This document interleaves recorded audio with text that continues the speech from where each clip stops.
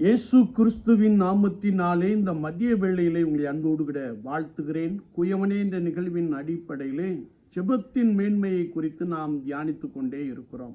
இன்றைக்கும் எரேமியா தீர்க்கதரிசியின் புஸ்தகம் 14ஆம் அதிகாரம் 9ஆம் வசனத்தை நாம் வாசிக்கின்ற போது, கர்த்தாவே, நீர் எங்கள் நடுவில் இருக்கிறவராமே, உம்முடைய நாமம் எங்களுக்கு தரிப்பிக்கப்பட்டும் இருக்கிறதே, எங்களை விட்டு போகாதிரும் என்று சொல்லுகிற ஒரு வசனத்தை நாம் வாசிக்க முடியும். நாம் முந்தின பகுதியிலே தியானித்த பொழுது, கர்த்தருடைய ஜனங்கள் கர்த்தருக்கு விரோதமாய் பாவம் செய்தார்கள், அக்கிரமத்திலே அவர்கள் திளைத்து காணப்பட்டார்கள், அவர்கள் சீர்கேடுகள் மிகுதியாயிருந்தது என்பதை குறித்து நாம் தியானித்தோம். இப்படிப்பட்ட சூழ்நிலையிலே ஆண்டவரை நோக்கி, கர்த்தாவே, நீர் எங்கள் நடுவில் இருக்கிறவராமே, உம்முடைய நாமம் எங்களுக்கு தரிப்பிக்கப்பட்டும் இருக்கிறதே, எங்களை விட்டு போகாதிரும். கர்த்தரால் தெரிந்து கொள்ளப்பட்ட ஜனங்கள், கர்த்தரால் மீட்கப்பட்ட ஜனங்கள், கர்த்தரால் எகிப்தின் அடிமைத்தனத்திலிருந்து வெளியே கொண்டு வரப்பட்ட ஜனங்கள் கர்த்தருக்கு விரோதமாய் பாவம் செய்த பொழுது ஆண்டவர் அவர்களை விட்டு விலகுகின்ற ஒரு காட்சியை குறித்து வேதம் நமக்கு தெளிவாய் கற்றுக் கொடுக்கிறது. நியாயாதிபதியின் புஸ்தகம் 16ஆம் அதிகாரம் 20ஆம் வசனத்தை நாம் வாசிக்கின்ற போது, கர்த்தர் தன்னை விட்டு விலகினதை அறியாமல் சிம்சோன் எப்போதும் போல் என்று எழுதப்பட்டு இருக்கிறது.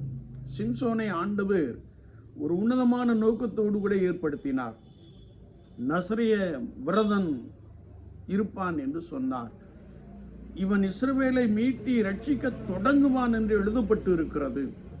ஒருவேளை பெலிஸ்தீரின் அடிமைத்தனத்திலிருந்து இஸ்ரவேலரை வெளியே கொண்டு வருவதற்காக ஆண்டவர் சிம்சோனை ஒரு உன்னதமான நோக்கத்தோடு கூட தம்முடைய ஆவியினாலே நிரப்பி இருந்தார். வேதத்தை நாம் வாசிக்கின்ற பொழுது, அவன் பெற்றோருடைய சொல்லை கேளாமல் அவள் என் கண்ணுக்கு இனிமையானவள் என்று சொல்லி அவன் விரும்பின ஒரு பெண்ணை திருமணம் முடித்துக் கொள்ளுகின்ற காட்சியை குறித்து வேதம் சொல்லுகிறது. அப்படியே நாட்கள் கடந்து சென்ற போது நியாயாதிபதியின் புஸ்தகம் 16ஆம் அதிகாரத்தை நாம் வாசிக்கின்ற பொழுது, அவன் ஒரு வேசியை கண்டு என்று நாம் பரிசுத்த வேதாகமத்திலே வாசிக்க முடியும். சிம்சோன் ஒரு உன்னதமான நோக்கத்தோடு கூட ஏற்படுத்தப்பட்டவன் பாவம் செய்தது நிமித்தமாய் தேவனை விட்டு விலகினான்.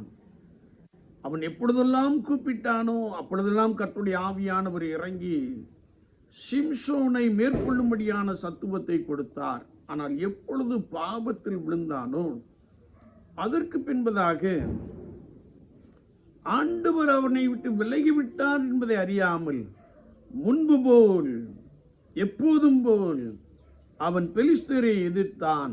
அவர்கள் அவனை அடித்து சங்கிலிகளால் கட்டப்பட்டவனாக மாவரைத்து சிறைச்சாலையிலே மாவரைத்து கொண்டிருக்கின்ற காட்சியை குறித்து நாம் அறிந்திருக்கிறோம்.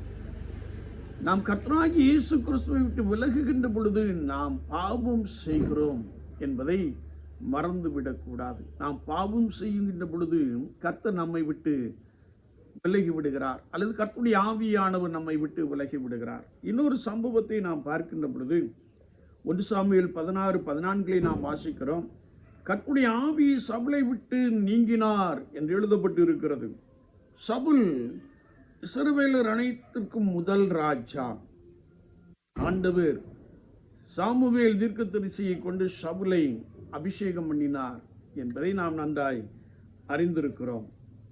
கர்த்தருடைய வசனத்தை நாம் வாசிக்கின்ற பொழுது, ஒருவேளை அமலேக்கியரை நீ போய் அழித்து அவர்களுக்குண்டான எல்லாவற்றையும் அழித்து போடு என்று சொல்லி ஆண்டவர் கட்டளையிட்டிருந்தார். ஆனால் இவன் அமலேக்கியரை மேற்கொண்டு ஆடு மாடுகளில் நலமானதை பலியிடுவதற்காக, அவன் சொல்லுகின்ற பொழுது, உம்முடைய தேவனுக்கு பலியிடுக்கும்படியாக ஜனங்கள் கொண்டு வந்தார்கள். அதற்கு கர்த்தருடைய தீர்க்கதரிசி சொல்லுகின்ற பொழுது, கர்த்தருடைய சத்தத்திற்கு கீழ்ப்படிவதை பார்க்கிலும் சர்வாங்க தகனங்களும் பலிகளும் கர்த்தருக்கு பிரியமோ, பலியை பார்க்கிலும் கீழ்ப்படிதலும் ஆட்டுக்கடக்களின் நிலத்தை பார்க்கலும் செவி கொடுத்தலும் உத்தமம் என்று சொல்லி சவுலோடு கூட சாமுவேல் தீர்க்கதரிசி பேசுகின்ற ஒரு வார்த்தையை நாம் வாசிக்க முடியும். எனவே தீர்க்கதரிசி தொடர்ந்து சொல்லுகிறார், நீர் கர்த்தருக்கு விரோதமாய் ரெண்டகம் பண்ணினீர். ரெண்டகம் பண்ணுதல் பில்லி சூனியத்திற்கு ஏதுவான பாவமும், முரட்டாட்டம் பண்ணுதல் அவபக்திக்கும் விக்கிரக ஆராதனைக்கும் சரியாயிருக்கிறது என்று எழுதப்பட்டு இருக்கிறது. எனவே நீர் கர்த்தருடைய வார்த்தையை புறக்கணித்தபடியினால் அவர் உம்மை ராஜாவாய் இராதபடிக்கு புறக்கணித்து தள்ளினார். நான் கர்த்தருடைய கட்டளையும் உம்முடைய வார்த்தைகளையும் மீறினதினால் பாவம் செய்தேன். என் ஜனங்களுக்கு பயந்து நான் அவர்கள் சொல்லை கேட்டேன் என்று ஒரு ராஜா சொல்லுகின்ற ஒரு வார்த்தையை நாம் வாசிக்க முடியும். எப்பொழுது மனிதன் அல்லது மனுக்குலம் அல்லது ஒரு சகோதரன் சகோதரி பாவம் செய்கிறார்களோ, குறிப்பாக கீழ்ப்படியாமை பாவம், கீழ்ப்படியாமல் இருக்கிறார்களோ, அவர்களை விட்டு ஆவியானவர் விலகினார் என்று எழுதப்பட்டு இருக்கிறது. என்னை கேட்டுக்கொண்டு இருக்கிற என் அன்பு சகோதரனே சகோதரியே, ஆண்டவர் நம்மோடு கூட இருக்க வேண்டுமே என்றால் நாம் அவருக்கு முன்பதாக பரிசுத்த ஜனமாய் எப்பொழுதும் காணப்பட வேண்டும் என்பதை குறித்து வார்த்தை நமக்கு தெளிவாக கற்றுக் கொடுக்கிறது. எனவேதான் தீர்க்கதரிசியை கொண்டு கர்த்தருடைய ஆவியானவர் சொல்லுகிறார், கர்த்தாவே நீர் எங்கள் நடுவில் இருக்கிறவராமே, இப்படி நாமம் எங்களுக்கு தரிப்பிக்கப்பட்டும் இருக்கிறதே, எங்களை விட்டு போகாதிரும் என்று சொல்லுகிற ஒரு வார்த்தையை நாம் வாசிக்க முடியும். எப்பொழுது நான் பாவத்திலே விழுந்து விடுகிறேனோ, பாவத்திற்கு அடிமையாக இருக்கிறேனோ, அப்பொழுது ஆவியானவர் அல்லது கர்த்தராகிய இயேசு கிறிஸ்து நம்மை விட்டு விலகுகிறார் என்பதை குறித்து வசனம் நமக்கு தெளிவாக கற்றுக் கொடுக்கிறது. எனவே விசுவாச வாழ்க்கையிலே பரிசுத்தத்தோடு கூட இருக்கும்படியாய், கர்த்தருடைய சத்தத்திற்கு கீழ்ப்படியும்படியாய், ஆண்டவருடைய திட்டத்தையும் ஆண்டவருடைய விருப்பத்தையும் நாம் சரியாய் நினைத்து செயல்படுத்த ஆண்டவர் நமக்கு உதவி செய்யும்படியாய் எப்பொழுதும் நாம் அவரை நோக்கி பார்ப்போம். அவர் நம்ம நடுவிலே இருப்பார். அவர் நம்மோடு கூட இருந்து நம்மை பலமாய் நடத்துவார்.